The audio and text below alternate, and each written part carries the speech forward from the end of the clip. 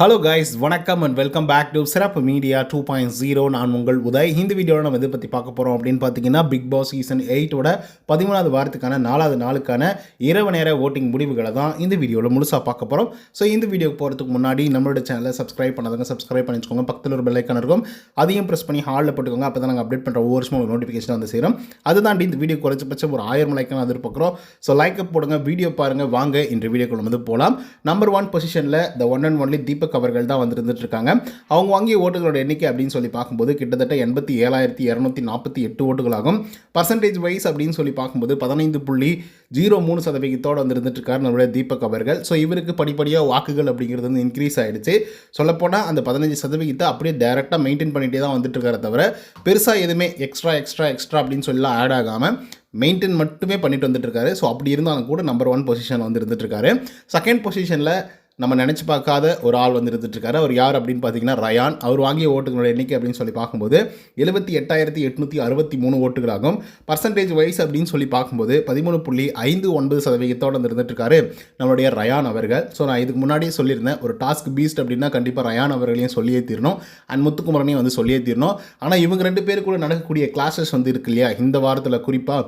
So அதெல்லாம் வந்து பார்த்திங்கன்னா பார்க்குறதுக்கே செம்மையாக வந்து இருந்துகிட்ருக்கு. இது ஆரம்பத்துலேருந்து இருந்துருந்துச்சுன்னு வச்சுக்கோங்களேன், வெறித்தனமாக வந்து இருக்கும். இன்னும் கூட பெட்டரான பொசிஷனுக்கு ரயான் போயிருப்பாரு. அதுக்கடுத்த 3வது பொசிஷனில் ராணவ். அவர் வாங்கிய ஓட்டுகளோட எண்ணிக்கை அப்படின்னு சொல்லி பார்க்கும்போது 78,706 ஓட்டுகளாகும். பர்சன்டேஜ் வைஸ் அப்படின்னு சொல்லி பார்க்கும்போது 13.56% இருந்துட்டு இருக்காரு நம்மளுடைய ராணுவ அவர்கள்.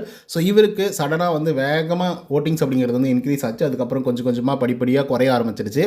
ஒரு கட்டத்தில் தீபக் அவர்களை முந்தி நம்பர் 1 பொசிஷனுக்கு போயிடுவார் அப்படின்னு சொல்லி எதிர்பார்க்கும்போது அவருடைய ஓட்டிங்ஸ் அப்படிங்கிறது அப்படியே செட்டில் டவுன் ஆகி குறைய ஆரம்பிச்சிருச்சு. ஸோ அதனால் ரயான் அவர்கள் கீழே 8வது பொசிஷனில் இருந்து இப்போது 2வது பொசிஷனுக்கு வந்து போயிருக்காரு.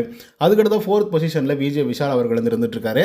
அவர் வாங்கி ஓட்டுகளுடைய எண்ணிக்கை அப்படின்னு சொல்லி பார்க்கும்போது 71,087 ஓட்டுகளாகும். பர்சன்டேஜ் வைஸ் அப்படின்னு சொல்லி பார்க்கும்போது 12.25% வந்து இருந்துட்டுருக்காரு நம்மளுடைய விஜய் விஷால் அவர்கள். ஸோ இவரும் நல்ல ஒரு வாக்குகள் வந்து வாங்கியிருக்காரு. சொல்லப்போனால் சேஃபர் ஜோனில் வந்து இருக்கார். இந்த வாரம் அவர் எவிக்ட் ஆக மாட்டார் அப்படின்றது இதில் கிளியராக வந்து தெரிகிறது. ஸோ இவர் தொடர்ந்து அதுக்கடுத்த பொசிஷனில் யார் இருக்காங்க அப்படின்னு பார்த்தீங்கன்னா, நம்பர் 1 பொசிஷனில் இருந்த ஒரு ஆள் அவங்க தான் ஜாக்லின். அவங்க வாங்கிய ஓட்டுகளோட எண்ணிக்கை அப்படின்னு சொல்லி பார்க்கும்போது 69,928 ஓட்டுகளாகும். பர்சன்டேஜ் வைஸ் அப்படின்னு சொல்லி பார்க்கும்போது 12.05% பிடிச்சி கிட்டத்தட்ட 5வது பொசிஷனை வந்து வாங்கியிருக்காங்க நம்மளுடைய ஜாக்லின் அவர்கள். ஒரு நல்ல பொசிஷனிங் தான், பட் இருந்தாலும் நம்பர் 1 பொசிஷனில் இருந்து 5th பொசிஷனுக்கு தள்ளப்படுறது அப்படிங்கிறது நல்ல ஷைன் வந்து கிடையாது. ஸோ இப்படியே போச்சு அப்படின்னா அப்படியே ஜாக்லினுடைய ஓட்டிங்ஸ் அப்படிங்கிறது வந்து குறைய ஆரம்பிச்சிடும். சொல்லப்போனால் டேஞ்சர் ஜோன் போகிறதுக்கான வாய்ப்புகள் கூட வந்து இருந்துகிட்ருக்கு. நம்ம பொறுத்துட்டு தான் பார்க்கணும். அதுக்கடுத்து 6th பொசிஷனில் பவித்ரா. அவங்க வாங்கி ஓட்டுகளோட எண்ணிக்கை அப்படின்னு சொல்லி பார்க்கும்போது 66,417 ஓட்டுகளாகும். பர்சன்டேஜ் வைஸ் அப்படின்னு சொல்லி பார்க்கும்போது 11.44% வந்து இருந்துகிட்ருக்காங்க நம்மளுடைய பவித்ரா ஜனனி அவர்கள். ஸோ இவங்களும் வந்து பார்த்திங்கன்னா ஒரு ஆவரேஜான ஓட்டிங்ஸ் வந்து வாங்கியிருக்காங்க. ஒவ்வொரு வாரமும் வாங்கக்கூடிய வாக்குகள் தான் வாங்கியிருக்காங்க, எக்ஸ்ட்ரா வாங்க கிடையாது. பட் இருந்தாலும் இப்போதைக்கு வந்து டேஞ்சர் ஜோனில் வந்து இருந்துகிட்ருக்காங்க. ஸோ இப்படியே போச்சு அப்படின்னா எவிக்ட் ஆகிறதுக்கான எல்லா வாய்ப்புகளும் வந்து இருந்துகிட்ருக்கு. அதுக்கடுத்து பவித்ரா ஜனனியை தொடர்ந்து அருண் பிரசாத் அவர்கள் வந்து 7வது பொசிஷனை வந்து பிடிச்சிருக்காரு. அவர் வாங்கிய ஓட்டுகளோட எண்ணிக்கை அப்படின்னு சொல்லி பார்க்கும்போது 65,775 ஓட்டுகளாகும். பர்சன்டேஜ் வைஸ் அப்படின்னு சொல்லி பார்க்கும்போது 11.33% வந்து இருந்துட்டுருக்காரு நம்மளுடைய அருண் பிரசாத் அவர்கள். ஸோ இவருக்கு இந்த வாரம் ரொம்ப யமகண்டமான ஒரு வாரம் அப்படின்னே வந்து சொல்லலாம். ஒருவேளை சேனல் சைட்லேருந்து இவருக்கு வந்து மிகப்பெரிய அளவில் வந்து ஒரு ஹெல்ப் கிடைக்குது அப்படின்னா மேபி இவர் வந்து எவிக்ட் ஆகாமல் வேறு ஆட்களை வந்து எவிக்ட் பண்ணுறதுக்கான வாய்ப்புகள் வந்து இருந்துகிட்ருக்கு. பட் அன்அஃபிஷியல் போல்லேருந்து பார்க்கும்போது அருண் பிரசாத் ரொம்ப குறைவான வாக்குகள் வந்து வாங்கியிருக்காரு. சொல்லப்போனால் டேஞ்சர் ஜோன்லேயும் வந்து இருந்துகிட்ருக்காரு. அதுக்கடுத்து இவரை தொடர்ந்து 8வது பொசிஷனில் மஞ்சரி அவர்கள் வந்து இருந்துகிட்ருக்காங்க. அவங்க வாங்கிய ஓட்டுகளோட எண்ணிக்கை அப்படின்னு சொல்லி பார்க்கும்போது 62,424 ஓட்டுகளாகும். பர்சன்டேஜ் வைஸ் அப்படின்னு சொல்லி பார்க்கும்போது 10.75% வந்து இருந்துகிட்ருக்காங்க நம்மளுடைய மஞ்சரி அவர்கள். ஸோ மஞ்சரியை பற்றி நம்ம பெருசாக சொல்ல வேண்டிய அவசியம் இல்லை. லாஸ்ட் வீக்கில் எப்படி பர்ஃபார்மன்ஸ் பண்ணாங்க அப்படிங்கிறது உங்களுக்கு நல்லா தெரிஞ்சிருக்கும் ஓட்டிங்ஸில். பட் இந்த வாரம் வந்து பார்த்திங்க அப்படின்னா ரொம்ப குறைவான வாக்குகளை தான் வாங்கியிருக்காங்க. ரீசன் என்னவா இருக்கும் அப்படின்னு பார்த்தீங்கன்னா, லாஸ்ட் வீக்கில் வந்து ஃப்ரீ ஸ்டாஸ்க்கு வந்து நடைபெற்றது. ஸோ அதனால் பெருசாக எந்த பர்ஃபார்மன்ஸும் பண்ணுற அளவுக்கு வந்து பார்த்திங்கன்னா ஹோப்பும் வந்து இல்லை. அதே மாதிரி இந்த வாரத்துலேயும் வந்து பார்த்திங்கன்னா எந்த விதமான பெரிய பர்ஃபார்மன்ஸ் மஞ்சரி கிட்ட இருந்து கிடைக்கவே இல்லை. ஸோ அதனால் கூட வந்து பார்த்திங்க அப்படின்னா மஞ்சரி அவர்களுடைய ஓட்டிங்ஸ் அப்படிங்கிறது வந்து கம்மியாக இருக்கலாம். அப்போ லாஸ்ட் வீக்கில் எப்படா செகண்ட் பொசிஷனை பிடிச்சாங்க அப்படின்னு சொல்லி நீங்கள் கேட்கலாம். அதுக்கு முன்னாடி வாரங்களில் அவங்க போட்ட எஃபெக்ட், அவங்க பண்ண கேம் பிளேவுக்காக தான் லாஸ்ட் வீக்கில் வந்து அவ்வளோ வாக்குகள் வந்து வந்திருந்தது. அண்டு முத்துக்குமரனுடைய ஃபேன்ஸும் வந்து பார்த்திங்கன்னா கொஞ்சம் சப்போர்ட்டிவாக வந்து இருந்தாங்க. பட் இப்போ முத்துக்குமரனுக்கும் மஞ்சரிக்குமே நிறைய இடங்களில் வந்து கிளாஷஸ் வந்து வந்துகிட்டே இருக்குது. அது கோல்டு வார் மாதிரி வந்து இருந்துகிட்ருக்கு. என்ன தான் சண்டை போட்டாலே பேசிக்கிறாங்க, பட் சண்டை போட்டுக்கிறாங்க. அது வந்து மக்கள் வந்து சில இடங்களை வந்து ஸ்கிப் பண்ணி பார்க்குறதுனால ஓகே மஞ்சரி வந்து பயங்கரமாக கோவப்படுறாங்க முத்துக்குமரன் மேலே, நிறைய முரண்பாடுகள் இவங்க 2 பேருக்குள்ளேயும் வந்து இருக்குது, ஸோ இவங்களுக்கு எதுக்கு சப்போர்ட் பண்ணலாம் அப்படின்ற மாதிரி நிறைய விஷயங்கள் வந்து பார்த்திங்கன்னா யோசிக்க ஆரம்பிச்சிருப்பாங்க அப்படின்னு நான் நினைக்கிறேன். ஸோ அதனால தான் வந்து பார்த்திங்கன்னா மஞ்சரி அவர்கள் கடைசி பொசிஷனில் அப்படியே வந்து இருந்துகிட்ருக்காங்க. அண்ட் இன்னும் சில பேர் வந்து பார்த்திங்கன்னா ஒரு விஷயத்தை வந்து என்கிட்ட வந்து சொல்லிட்டு இருந்தாங்க. அது என்ன அப்படின்னு பார்த்தீங்கன்னா, நான் அவங்கக்கிட்ட இன்னொரு கேள்வி வந்து கேட்டிருந்தேன். அது எப்படிங்க 13வது வாரம் ஆகுது, நல்லா பர்ஃபார்மன்ஸ் வந்து பண்ணுறாப்புல ரயான் அவர்கள், நல்லா கேம் ப்ளே பண்ணுறாரு, டாஸ்க் பீஸ்ட் மாதிரி வந்து பண்ணிகிட்ருக்காரு, ஆனால் அவருக்கு ஏன்டா யாருமே சப்போர்ட்டிவாகவே இல்லை அப்படிங்கிற மாதிரி கேள்வி எழுப்பியிருந்தேன். ஏன்னா மஞ்சரிக்கும் ரயான் அவர்களுக்கும் ஒரு கிட்டத்தட்ட ஒரு 10,000 வாக்குகள் வந்து வித்தியாசம் இருந்திருக்கும் ஆரம்ப காலகட்டத்தில். ஸோ அப்படி இருந்து ஒரு ரயான் அவர்கள் இன்றைக்கி வந்து செகண்ட் பொசிஷனுக்கு வந்து போயிருக்காரு அப்படின்னா அது சாதாரணமாக நம்மளால் எடுத்துக்க முடியாது. ரீசன் என்ன அப்படின்னு பார்த்தீங்கன்னா 13வது வாரம் இல்லை, 14வது வாரத்தில் அவங்க பண்ணக்கூடிய பர்ஃபார்மன்ஸ்க்காக மக்கள் வந்து ஆதரவு தெரிவிப்பாங்க அப்படின்றதுக்கு இது ஒரு மிகப்பெரிய அளவிலான சிறந்த எடுத்துக்காட்டு அப்படின்னே வந்து சொல்லலாம்.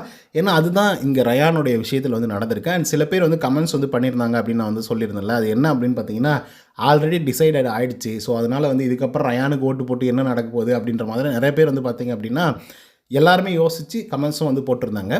பட் ஆனால் இங்கே நடக்கிறதே வேறு விஷயங்கள், அப்படிலாம் கிடையாதுப்பா. இது 13வது வாரம் தான், நல்லா கேம் ப்ளே பண்ணுறாங்க, நல்லா ஒர்க் அவுட் பண்ணுறாங்க அப்படின்னா கண்டிப்பாக அவங்களுக்கு வந்து ஓட்டிங்ஸை நாங்கள் போடுவோம் அப்படின்னு சொல்லி டோட்டலாக சேஞ்ச் பண்ணி விட்ருக்காங்க.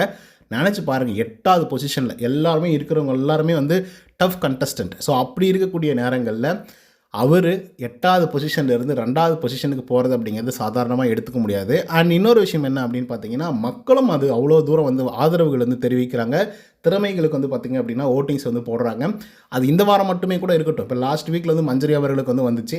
ரீசன் அவங்க நல்லா கேம் ப்ளே பண்ணியிருந்தாங்க அதுக்கு முன்னாடி வாரங்களில், ஸோ அதனால் வந்துச்சு. பட் இந்த வாரத்தில் வரல அப்படின்றதுக்கு ரீசன் நான் வந்து சொல்லிட்டேன். ஸோ அதே மாதிரி இந்த வாரத்தில் ரயான் நல்லா பர்ஃபார்மன்ஸ் பண்ணுறாரு, ஓட்டிங்ஸ் வருது. மேபி நெக்ஸ்ட் வீக் வராமல் கூட போகலாம். ஒருவேளை அவர் டிடிஎஃப் வின் பண்ணல, அவர் வந்து நார்மல் கண்டஸ்டண்ட்டாக தான் 14வது வாரத்தில் வந்து என்ட்ரு ஆகிறாரு அப்படின்னா கூட அவர் அதாவது போட்டிங்ஸ் அப்படிங்கிறது இவ்வளோ தூரம் அவருக்கு வரலன்னா கூட பரவாயில்ல, பிரச்சனை கிடையாது. பட் இந்த வாரத்தில் அவர் சர்வைவ் ஆகிறதுக்கு என்ன பண்ண முடியுமோ அதை பண்ணிகிட்ருக்காரு. ரொம்ப நல்லாவே பண்ணிகிட்ருக்காரு. லீடர் போர்டில் லீடிங்கில் வந்து இருந்துகிட்ருக்காரு. நிறைய பாயிண்ட்ஸும் வந்து வச்சுருக்காரு. பார்ப்போம் அந்த டிடிஎஃப் யார் வந்து தட்டி தூக்கிட்டு போகிறாங்க அப்படின்னு சொல்லிட்டு. அண்ட் இன்னொரு விஷயமும் சொல்லணும்னு நினைக்கிறேன், முத்துக்குமரன் வந்து இருக்கார் இல்லையா, அவர் வந்து ரயான் கூட போடக்கூடிய ஃபைட்டெல்லாம் வந்து இருந்துகிட்ருக்கு இல்லையா, அதெல்லாம் பார்க்குறதுக்கு பயங்கர சுவாரஸ்யமாக வந்து இருக்குது அப்படின்னு தான் வந்து சொல்லணும். ஏன்னா ஒரு ஹீரோ ஒரு வில்லன் இவங்க 2 பேருக்குள்ளே நடக்கக்கூடிய பிரச்சனைகள், வாக்குவாதங்கள், சண்டைகள், இதெல்லாம் தான் ஒரு படத்தை வந்து பயங்கர சிறப்பாக வந்து காட்டும் இல்லையா. அதே தான் லைஃப்பில் எல்லாருக்குமே. அதே தாண்டி வந்து பார்த்திங்க அப்படின்னா பிக் பாஸ் வீட்டுக்குள்ளேயும் அதுதான். இதுக்கு முன்னாடி சீசன்களில் சீசன் 4 வந்து நீங்கள் எடுத்துக்கிட்டீங்க அப்படின்னா ஆரி அப்புறம் பாலாஜி முருகதாஸ் அப்படின்னு சொல்லி 2 பேருக்கும் பயங்கரமாக வந்து சண்டைகள் எப்போதுமே வந்து நடந்துகிட்டே வந்து இருக்கும். அந்த மாதிரி தான் வந்து நான் ரயான் அவர்களையும் முத்துக்குமரன் அவர்களையும் வந்து பார்த்துட்ருக்கேன். அண்ட் ஒவ்வொரு பாயிண்ட்டையும் முத்துக்குமரன் எடுத்து வைக்கும்போது மக்கள் வந்து அது ஆதரவு தெரிவிக்கிறாங்க. அவன் எது செஞ்சாலும் கரெக்டாக தான் இருக்கும், என்ன பண்ணாலும் அது கரெக்டாக தான் இருக்கும் அப்படின்ற நேரத்தில் நீ ஏன் இப்படி பண்ணுற, இது தப்பு அப்படின்னு சொல்லி ஒரு ஆள் வந்து கேட்குறாப்புல, யாருமே கேட்காத போது இந்த ஆள் வந்து கேட்குறாருல, அது பார்க்குறதுக்கு பயங்கர சுவாரஸ்யமாக இருக்குது. அண்ட் கேமோட கண்ணோட்டங்கள் அப்படிங்கிறது நம்ம பார்க்கும்போது நமக்கே வந்து சேஞ்ச் அவுட் ஆகிற மாதிரி வந்து இருந்துகிட்ருக்கு. ஏன்னா லாஸ்ட் வீக் வரைக்கும் நான் முத்துக்குமரனை பற்றி பேசிகிட்டு இருந்தேன், இந்த வீக் வரைக்கும் நான் வந்து ரயானை பற்றி தான் வந்து பேசிகிட்டு இருக்கேன். ரீசன் என்னன்னா அவரோட கிராஃப் வந்து அப்படியே ஏறிக்கிட்டு போயிட்டே இருக்குது. முத்துக்குமரனுடைய கிராஃப் வந்து கொஞ்சம் கொஞ்சமாக குறைய ஆரம்பிச்சிருக்கு அப்படின்னு தான் வந்து சொல்லி ஆகணும். நிறைய பேர் வந்து பார்த்திங்கன்னா போட்டு வறுத்து எடுக்கிறாங்க முத்துக்குமரனை, அதில் எந்த விதமான மாற்று கருத்துமே இல்லை.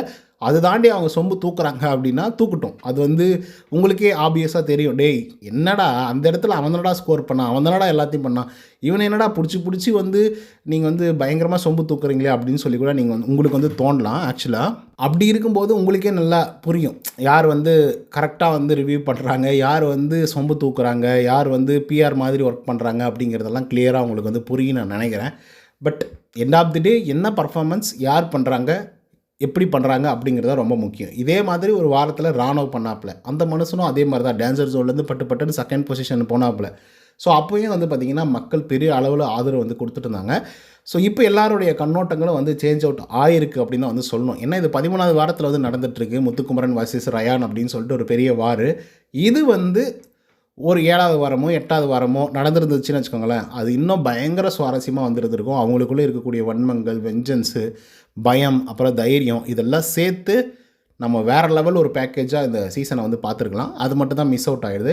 ஸோ இதை பற்றின உங்களோட கருத்துக்கள் என்ன அப்படிங்கிறத கமெண்ட்ஸில் வந்து பதிவு பண்ணுங்கள். இந்த வீடியோ உங்களுக்கு வந்து பிடிச்சிருந்தா இதே மாதிரி பிக் பாஸோட அப்டேட்ஸ்லாம் நீங்கள் தெரிஞ்சுக்கணும் அப்படின்னு நினச்சிங்கன்னா நம்மளுடைய சிறப்பு மீடியா 2.0 அப்படிங்கிற சேனலை சப்ஸ்கிரைப் பண்ணாதவங்க சப்ஸ்கிரைப் பண்ணிச்சுக்கோங்க, லைக்கை போட்டுக்கோங்க. நன்றி, வணக்கம்.